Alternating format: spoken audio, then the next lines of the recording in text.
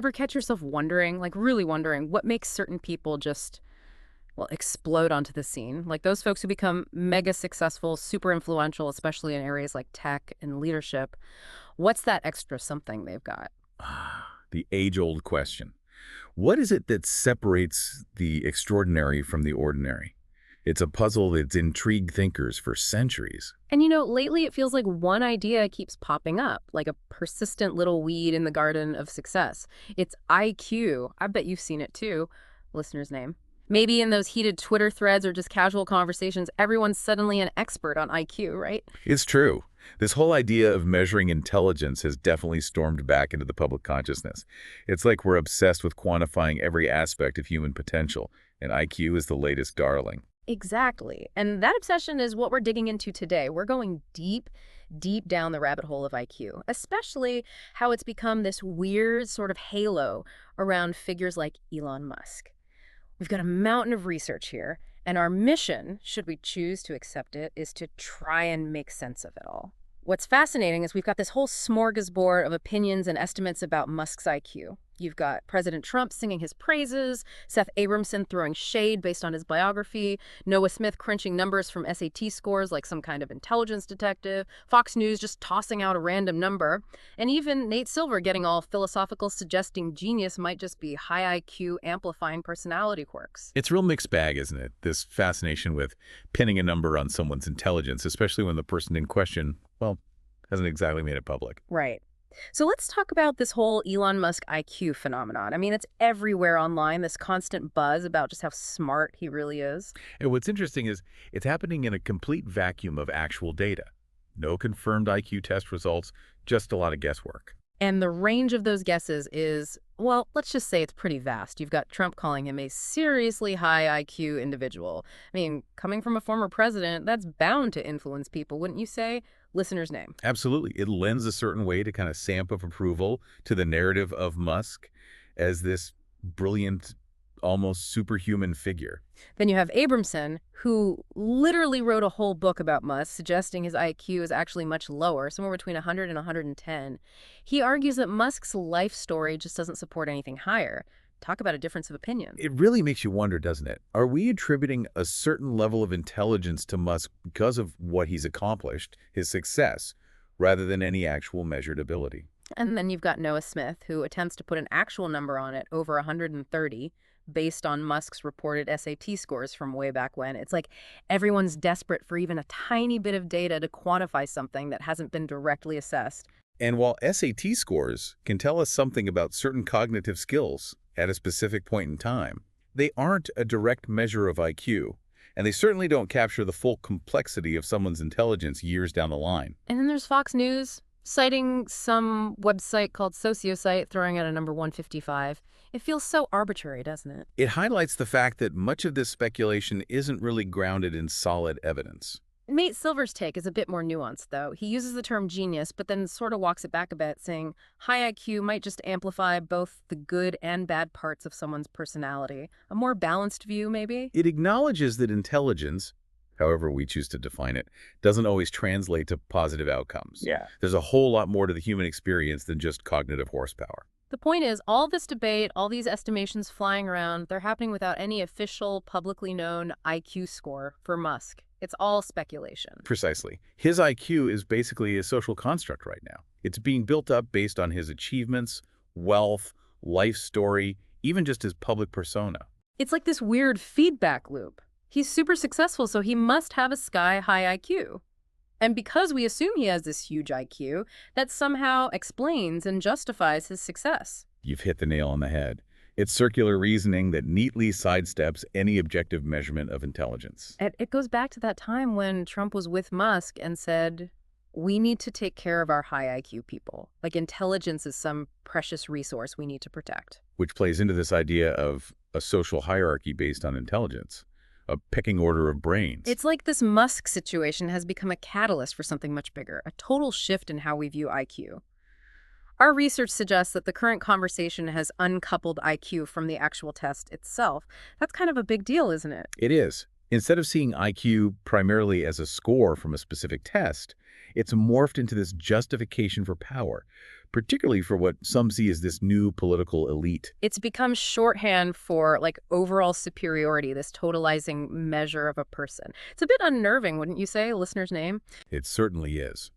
When a single metric, especially one that's so loosely defined in the public sphere, becomes the yardstick for judging an entire person, well, that's a slippery slope. And you see this in how Trump talks about people. He's always slapping on these low IQ and high IQ labels. Kamala Harris, Al Green on one side, cryptocurrency fans, Musk, even his own son on the other. A very black and white way of categorizing individuals based on perceived intelligence. And often it's infused with a lot of political baggage. And it's not just politicians doing this, right? There's this broader public fascination with IQ. RFK Jr.'s whole thing about water fluoridation lowering IQ is a good example. It shows how IQ can creep into discussions that are seemingly unrelated to traditional intelligence testing. Then there's Musk's own companies actively seeking out these super high IQ applicants. J.D. Vance even weighed in on Rory Stewart's supposed IQ. It's become this go-to way to praise or dismiss people, like some kind of intellectual currency. It's a way of quickly and often superficially assessing and ranking individuals in the public eye, a kind of mental shorthand for judging worth. Our research even mentions a Trump administration official who actually requested SAT and IQ scores from employees. Like, that's a pretty strong indicator of how deep this succession runs. It suggests a belief that these scores are reliable predictors of competence and potential, even in jobs where a whole range of other skills and experiences are clearly important. And it's not just about measuring IQ, is it? There's this whole movement towards boosting it, all these techniques and supplements people talk about. You see it in those online self-improvement communities, parenting forums, all claiming to have the secret to juicing your IQ. This desire to enhance cognitive abilities is understandable, but the intense focus on IQ as the be-all and end-all is what's really striking. We even have guys like Andrew Tate using their supposed high IQ as part of their brand. And there's this genetic testing startup claiming they can calculate your intelligence score based on your DNA. It's wild, right? It really shows how the concept of IQ is being interpreted and used in all sorts of ways, some more scientifically sound than others. And perhaps the most unsettling thing is some people online are actually debating how folks they consider low IQ even experience the world, like it somehow makes them less human. It's a pretty disturbing thought. It's a dangerous line of thinking, and one that can very easily lead to discrimination and dehumanization. But this whole fascination with IQ didn't just appear out of thin air, right? Our research takes us back to the roots of how we even began trying to measure intelligence. That's right. The idea of quantifying intelligence has a history that's deeply intertwined with some rather unsettling beliefs. It all starts with Francis Galton and his book from 1869, Hereditary Genius. He was a big believer in social Darwinism and eugenics, right? Exactly. Galton, who was Charles Darwin's cousin, basically set the stage for the idea that human society should be structured to favor the so-called fittest individuals. And for him, intelligence was a key trait that he believed was passed down through families. And his main argument was based on looking at the family trees of successful people. He basically said, well, if successful people have successful relatives, it must be because they inherit superior genes for intelligence. Essentially, he conflated family connections and privilege with inherent intellectual superiority, which is a pretty big leap in logic. But his work did a lot to solidify the idea that intelligence could be measured and that it was heritable. Which leads us to the actual creation of intelligence tests in the early 1900s by Alfred Binet and Theodore Simon. But their original goal was pretty different from what it eventually became. Absolutely. Their intelligence scale was designed to identify school children in France who might need additional support in the classroom. It was meant to be an inclusive tool, not a ranking system. But then Lewis Terman at Stanford came along and adapted that scale into the Stanford Binet test that we know today. And that's when the whole purpose started to shift, especially since Terman himself was interested in eugenics. Exactly. Terman's version became more about ranking everyone on a single scale. And those early tests, well, they had some pretty obvious cultural biases baked in. Our research highlights some great examples, like the question for 7-year-olds about a crying Dutch girl, or the one for teenagers that compares a president and a king. I mean, those questions clearly favor specific cultural perspectives. It demonstrates that those early tests weren't measuring some kind of abstract universal intelligence. They were measuring how well someone performed on a set of questions that were heavily influenced by their cultural background and knowledge. Which brings us to a really important point. IQ tests primarily measure how well someone does on the test itself, not necessarily their overall intelligence in a broader sense. Precisely.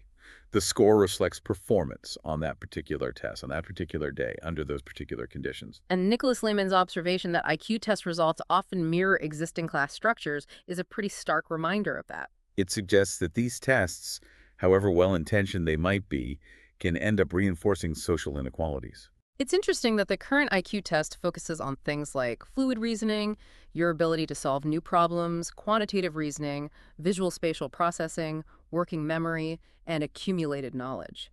Sounds like a pretty good list of skills that would be valued in the tech industry. It certainly aligns with the cognitive abilities that are often seen as essential for success in fields like technology and engineering. And speaking of tech, let's talk about Silicon Valley and its seemingly long-standing fascination with intelligence. Our research connects Stanford University's history to some, well, pretty questionable eugenic ideas through Malcolm Harris's book Palo Alto. Harris makes a compelling case that Leland Stanford's Palo Alto system for breeding racehorses, this intense, results-oriented approach that wasn't afraid to discard those deemed inferior, shaped a similar mindset about human potential in the region. This punishing system, as he calls it, aimed to identify and weed out any perceived weakness. And it's argued that this kind of thinking laid the groundwork for Silicon Valley's obsession with quantifying and ranking intelligence. It draws a direct line from those early eugenic concepts to today's emphasis on measuring human potential through things like IQ tests. It's a pretty stark contrast to the original purpose of that Binet-Simon test, which was all about inclusion and helping children who needed extra support, not creating a ranking system for everyone. You're absolutely right. The Stanford Binet scale took a tool meant for good and turned it into a system for judging and sorting people, which had far-reaching consequences. Our research reminds us that the U.S. really embraced using IQ for all sorts of discriminatory purposes, from immigration restrictions to forced sterilization programs to even assigning roles in the military. It's a dark period in our history. It's a cautionary tale of what can happen when these types of measures are used to control and categorize populations. And even though the horrors of Nazi Germany really tarnished the image of eugenics worldwide, the Allied victory in World War II, in a strange way, seemed to reinforce the idea that IQ tests could be useful for organizing society and identifying elites. It created this perception that these tests had played a role in identifying talent and organizing efforts during the war, which in turn legitimized their use in peacetime. And that sets the stage for the rise of meritocracy, a term coined by Michael Young in the 1950s. But his view of it was actually quite critical, wasn't it? Yes, Young defined meritocracy as a society where power is justified by merit, which he saw as a combination of IQ and effort. But his book, The Rise of the Meritocracy, was actually a satirical work, written from the perspective of a future where this system had taken hold and led to new forms of social division and arrogance among the meritorious. He was worried that those who were deemed meritorious would become arrogant and ruthless, believing they deserved all the advantages they had. It's kind of eerie how relevant that sounds today, don't you think? It does. His skepticism about the potential pitfalls of a purely meritocratic society is remarkably prescient. And you can see this idea of meritocracy playing out in the modern parenting world, right? All this focus on brain-building activities and trying to optimize child development from infancy. Our research mentions things like baby Einstein and Montessori trends. It reflects this intense desire among parents to give their children an edge in this perceived meritocratic race, starting from the moment they're born. It's like a modern-day version of what Jung described, with parents in the mid-20th century worrying about their kids experiencing downward mobility and obsessing over their IQ scores. And with the economic uncertainty many younger generations face today, that anxiety has probably only gotten worse. The challenges faced by some generations may be contributing to this heightened focus on ensuring their children's success through any means possible, including this laser focus on cognitive development. So we've gone from eugenics to meritocracy, and now it seems like we're entering this new phase where intelligence itself is becoming a commodity, especially among the tech elite in Silicon Valley. That's a key observation. This renewed focus on IQ, sometimes even delivered with a hint of disdain for those deemed less intelligent, suggests that we may be moving away from the traditional idea of meritocracy, where hard work and effort are being overshadowed by this perception of innate intelligence. It's like your imagined IQ score is the ultimate status symbol, representing the merging of political and technological power. It's a signifier of belonging to this new class of elites, a way of separating themselves from the rest and justifying their influence. Trump's comment about Musk's 4-year-old son being highly intelligent simply because of who his father is, echoing this racehorse theory, really struck me. It wasn't about child development, just inherited traits. It highlights the reductionist, often biologically deterministic way intelligence is being talked about in these circles. And then there's the reemergence of the slur retarded. Our research points to it as this blunt, offensive counterpoint to all this focus on genius. It's a way of demeaning others, marking them as inferior. It's deeply troubling. It evokes a time when intelligence was used as a weapon to marginalize and dehumanize people, and hearing it used by some members of this new elite is a sign that they may not be as enlightened as they think they are. There's this feeling that IQ has become this catch-all measure, this totality, especially in our information-driven world where manipulating data and code is so crucial. In a world increasingly defined by information technology, the kinds of cognitive skills that IQ tests measure, processing speed, memory, verbal fluency, become incredibly valuable. And for the tech leader, a high IQ isn't just about being smart. It's this badge of honor that supposedly implies all sorts of positive attributes. Yeah. Invincibility, wealth, even a certain kind of attractiveness. It's like the ultimate ranking system for human worth. It elevates them beyond just being seen as tech wizards who might be lacking in other areas. It positions them as superior in every way. And it's fascinating how figures like Musk, Thiel, and Altman are also pouring money into biotechnology and longevity research. It's like they're trying to translate this perceived intellectual advantage into actual physical enhancements, maybe even create a biologically superior elite. It speaks to this desire to transcend the natural limitations of human biology and achieve a level of dominance that goes beyond just the intellectual realm. And there's this irony in Silicon Valley's pursuit of AI, this idea of intellect refined into a pure commodity, as our research puts it. AI becomes the ultimate expression of intelligence as a tradable and controllable asset, something to be bought, sold, and manipulated. Which all circles back to Musk's quote about humanity possibly being just a biological bootloader for digital superintelligence.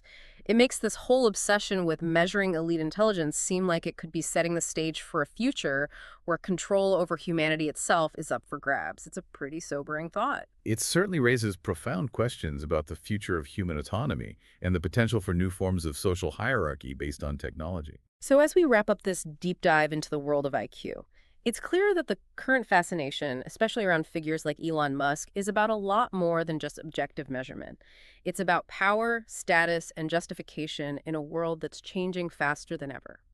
This obsession has roots that run deep, from eugenics to meritocracy, and now we're in a place where intelligence itself is becoming a kind of currency for a new elite. The way we talk about and use IQ has undergone a significant transformation.